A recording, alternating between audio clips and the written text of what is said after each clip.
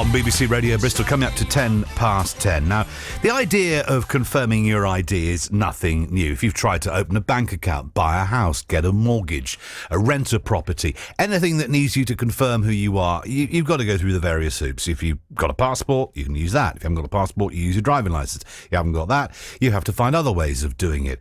And, of course, utility bills, you've got to find one of those. And I suppose the only paper one these days you get is from the council. So, and if that's 6 months out of date, that's probably not acceptable. And then you've got your national insurance number and your NHS number and your unique tax reference. All of these things are there and can be used to confirm your ID. And most of us do it. We have to do it. It's just the way of things, money laundering and criminality and all that sort of stuff. Now, the idea of a national ID, well, that was last proposed by Tony Blair and then got knocked out by the Conservative Liberal Democrat coalition when they came to power in 2010. The Prime Minister didn't put it in his manifesto ahead of last year's general election, but has announced in the Daily Telegraph, a right-of-centre newspaper, that he wants digital IDs. He feels that digital IDs would stop people working illegally. It's part of a wider piece, actually, where he's talked about immigration as well and the fact that the left have got it wrong. I'm paraphrasing there. But it would be, a digital ID would be free of charge. It would be on your phone. There would be a hard copy if you needed one, and would be mandatory for the right to work, and it would be in place by the end of Parliament. That's what the Prime Minister has said in the Telegraph ahead of a speech today. Do you want one? Imagine, all the things I just said. You just put your digital ID in and done. Ana da Silva, who's originally from Portugal, she has an ID. They have it in Portugal. A lot of European countries have it, and it just does everything. Well, hang on a minute. No, I don't like the idea of the government having all my data in one place. They already do. 08000 855 949. Would you be happy to carry a government digital ID? Kevin Curran is Professor of Cybersecurity at Ulster University. Kevin, good morning to you. Good morning, John. Good to have you on the programme. If you think about it, I mean, there are various databases, and I suppose that's why we have to go through all these hoops every single time we have to confirm our ID for anything. This would be a single database, wouldn't it? It would be, because in some ways we don't have anything which ties our social security number to a literal photograph. Right. Of course, we have our passports, of course, and driving licenses, which contain our core details. And of course, the government have a Gov wallet, which enables us now to actually use passports in the future on our phones. So this is, again, another move, really, where we would have your date of birth, your country of residency, your name, of course, and maybe a few more details about your right to work, but associated with your ID. So it's you're less able to pass off maybe a forged document. So, on paper, it could sort out whether or not someone has the right to work.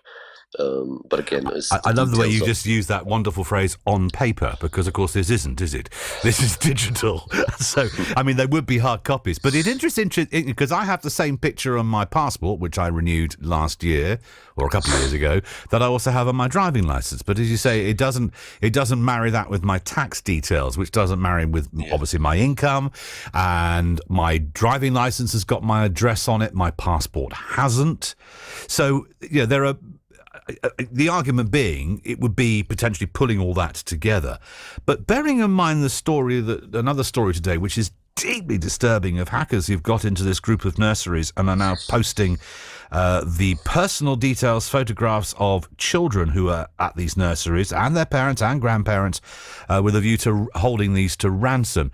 If everything's on a database, you build a wall, the criminals get a ladder. You build the wall higher, they get a bigger ladder. You build the wall higher, they start digging a tunnel. Aren't we at risk? It is another database, and it's a nice, clean data set as well, especially if foreign states could get access to it. And we have had an attack on the details of military last year again by nation states. In the East, of course. So there is that worry again that, it makes it easier for, a foreign state especially to get a very clean data set of all the people in the UK and their right to work, and it's got details. But again, most of us are already stored in all the various databases that the government have.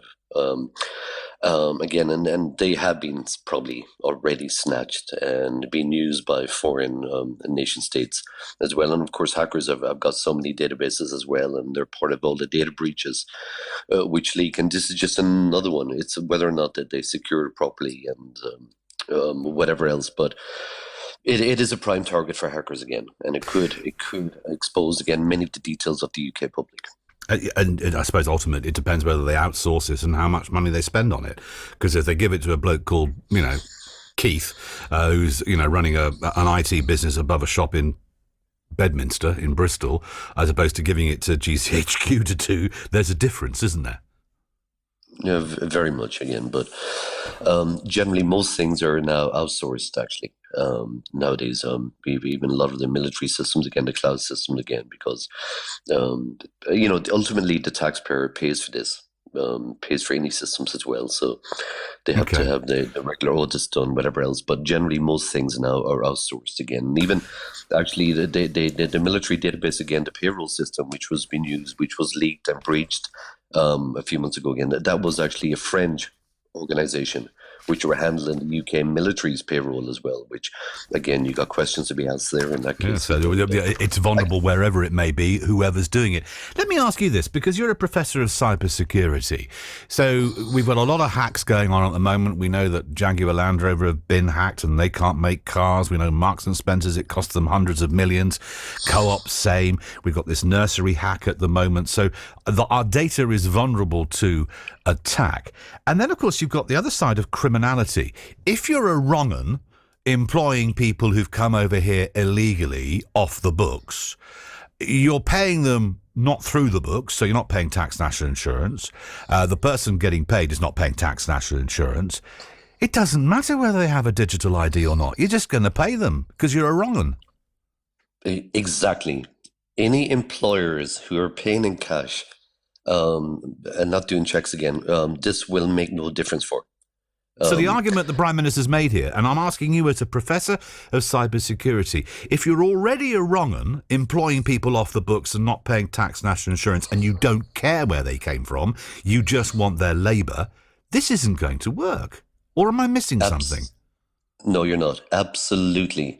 Digital ID, and there's no digital ID system in the world that can get around that. It does not work. It does not work where someone is paying in cash again and ignoring the system again. But the fear is, in some ways, literally, the cash will be stopped. And you can see it. You can see the amount of how little we use cash nowadays in society, and the force coming along and where everything is moving to digital. So when the government say, Kevin, it's not mandatory, that you would actually probably need to have your digital ID if you were going to have a bank account. So that would become a mandatory thing. If you're saying everything's digital, to have a bank account, you'd have to prove your identity using a government ID. That's the only way you could stop it. Exactly, and right. Again, cash will be limited, and even if someone is paying a large salary base, again, it's becoming increasingly difficult to go to banks and to withdraw cash like we did in the old days. You might want $5,000 to buy a car. You literally have to bring in the auto trader with you, and literally, have the person on the phone at the other end nowadays. So if you were trying to pay a large amount of staff and you're going to your bank on a regular basis, I think things like that will actually be shut down in the future. Okay, unless there will be more and more restrictions on the amount of cash you can withdraw, and also in circulation within the economy. Very, very interesting what you're saying there, because that's the next step as a consequence of this step.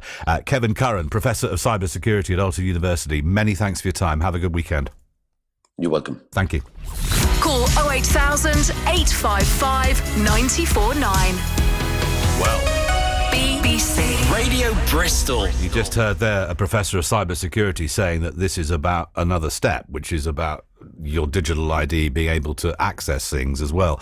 08000 855 949. Would you be happy to carry a government digital ID? Your voice, your story, your say on BBC Radio Bristol. Joe Sims at breakfast.